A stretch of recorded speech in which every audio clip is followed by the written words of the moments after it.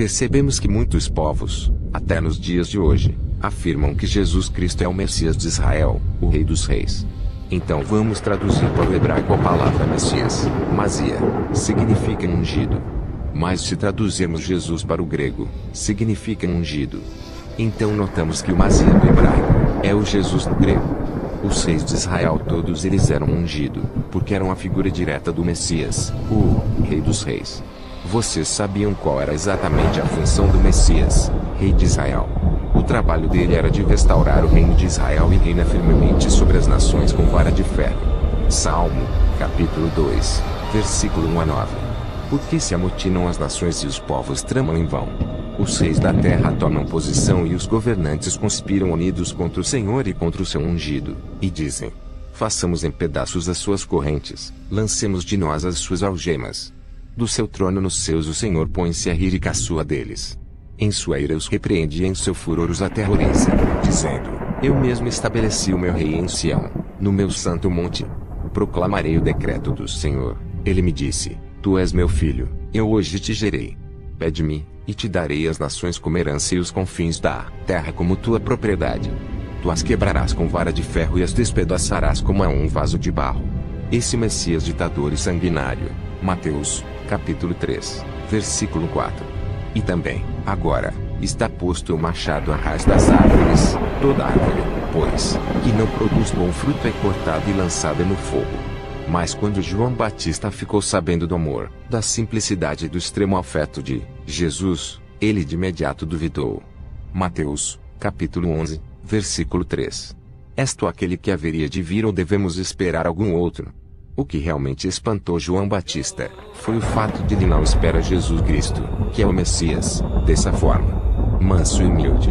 Porque João Batista guardava um imensurável gladiador e dominador dos povos de todo o mundo, sob os pés de Israel. Observe, Lucas, capítulo 1, versículo 31 a 33. E eis que em teu ventre conceberás e darás à luz um filho, e pôr-lhe-ás o nome de Jesus. Este será grande, e será chamado Filho do Altíssimo, e o Senhor Deus lhe dará o trono de Davi, seu pai, e reinará eternamente na casa de Jacó, e o seu reino não terá fim. Porém, Jesus Cristo rejeitou o trono e o reinado de Davi, quando afirmou a Pilatos. Jó, capítulo 18, versículo 36. Respondeu Jesus: o meu reino não é deste mundo. Se o meu reino fosse deste mundo, pelejariam os meus servos, para que eu não fosse entregue aos judeus. Entretanto, o meu reino não é daqui. Então, ao invés de pôr os povos sob a submissão destrutiva de Israel, Jesus Cristo ordenou aos seus discípulos, dizendo, Mateus, capítulo 28, versículo 18 a 20. E, chegando-se Jesus, falou-lhes, dizendo: é-me dado todo o poder no céu e na terra. Portanto, ide, fazei discípulos de todas as nações, ensinando-os a guardar todas as coisas que eu vos tenho mandado. Então, Jesus Cristo foi, e permaneceu sendo o Messias espiritual e celestial, que tem a autoridade de libertar os homens do círculo satânico, para que possam se tornar cidadão do reino do Pai no céu, e não na terra. Por esse motivo, Jesus pregou o seguinte, uma pequena palavra nesse texto que mostra claramente o objetivo desse contexto. Mateus, capítulo 4, versículo 17. É chegado o reino dos céus. Jesus é o Messias sim, do céu dos céus, e não um líder obscuro e tribal, muito menos somente de Israel, como anunciado por Jeová, mas o Salvador de todos os homens condenados pelo mesmo Jeová à destruição, não Deus particular de um só povo. Portanto, a doce chegada de Jesus Cristo com o seu majestoso carisma e humilde, juntas com suas inúmeras obras de luz, destruiu as profecias do maligno Jeová, sobre o Messias guerreiro, Rei das nações, protetor somente de Israel. E por esse motivo o verdadeiro Messias foi crucificado e morto brutalmente, na cruz pelo seu próprio povo. Os judeus creram fielmente no Messias que não veio e não viram. Eis o maior é. Até hoje as igrejas acreditam que Jesus Cristo exerce duas funções. A primeira, ele é o Salvador de todos os homens, revelando o imensurável amor e graça do Pai por todos. A segunda é voltar para transformar Israel e reinar sobre as nações com vara de ferro. Especificadamente nas Cartas aos Hebreus, capítulo 13, versículo 8. Jesus Cristo é o mesmo ontem, e hoje e eternamente. vimos que toda a terra e suas nações seriam escravos de Israel, e isso é confirmado claramente. Isaías, capítulo 60, versículo 10. E os filhos dos estrangeiros edificarão os teus muros, e os seus reis te servirão, porque, no meu furor, te feri. Isaías, capítulo 61, versículo 5. E haverá estrangeiros, que apacentarão os vossos rebanhos, e estranhos serão os vossos lavradores e os vossos vinheiros. Pela ordem dos fatos, Jesus deveria pedir a Jeová para lhe entregar as nações por herança e direito, para esmagá-las. Portanto, quem foi o receptor dessa grande e irrecusável oferta? Foi Satanás.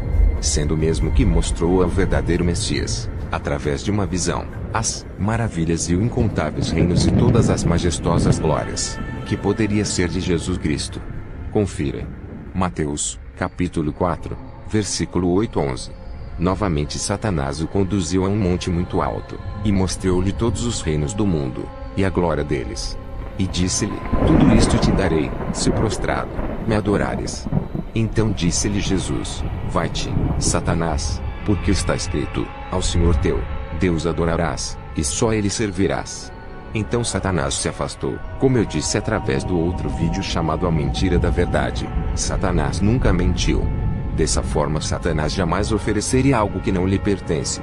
Quem concedeu o poder e a terra a Satanás? Jeová, é claro. 1 João, capítulo 5, versículo 19. Sabemos que somos de Deus, e que o mundo inteiro jaz no maligno. Isaías capítulo 45, versículo 7. Eu formo a luz, e crio as trevas, eu faço a paz, e crio o mal. Eu sou o Senhor, que faço todas estas coisas. Satanás se tornou o Messias de Jeová. Antes da crucificação de Jesus, Pilatos o parou e o perguntou: és tu rei dos judeus? Jesus então olhou profundamente nos olhos de Pilatos e disse. Jó, capítulo 18, versículo 33 a 36. O meu reino não é deste mundo. Então, através da resposta dada a Satanás, Jesus Cristo deixou explicitamente claro que não era o Messias de Jeová, porque de fato, o Messias seria rei de Israel e rei deste mundo. Através das descrições ditas por Jeová, ele seria ferreiro, dominador, destruidor e vingativo, exaltando Israel acima de todos os povos e nações. Olhem vocês mesmos. Jesus Cristo nunca oprimiu, condenou, matou, odiou, soltou pragas e peste ou julgou. Ele simplesmente amou. Mas se Jesus Cristo voltar à terra e assumir aquele papel de do Messias dito por Jeová, certamente, então significa que ele não é o mesmo de ontem, hoje e sempre. Jesus não é o mesmo que Jeová. Jesus morreu pelas leis de Jeová, por amor a nós. Lamentações, capítulo 3, versículo 40 é: 3. Cobriste-te de ira, e nos perseguiste, mataste, não perdoaste. Jesus voltará sim, não para reinar na terra e muito menos oprimir nações e conduzir com vara de ferro. Ele virá para levar as suas igrejas no arrebatamento. Como foi dito acima, Jesus jamais vai assumir esse mundo, pois o reino dele não é daqui, e o mundo jaz do maligno. Os verdadeiros cristãos são peregrinos e forasteiros nesse mundo, como relata em Hebreus, capítulo 11, versículo 13 a 16. Moisés surgiu como o destemido libertador somente do povo hebreu, trazendo com ele trevas densas e as mortes das crianças inocentes, por intermédio de Jeová, enquanto Jesus Cristo surgiu como humilde, amoroso libertador de todo o mundo. As leis matam. Pensem. Em Gálatas capítulo 2, versículo 21, diz: não aniquilo a graça de Deus, porque, se a justiça provém da lei, segue-se que Cristo morreu em vão. Vocês puderam entender? A graça é totalmente diferente da lei. Como eu havia dito, Moisés, por intermédio de Jeová, trouxe a morte e a destruição, enquanto Cristo, suave e manso, veio nos trazer a graça e o verdadeiro amor.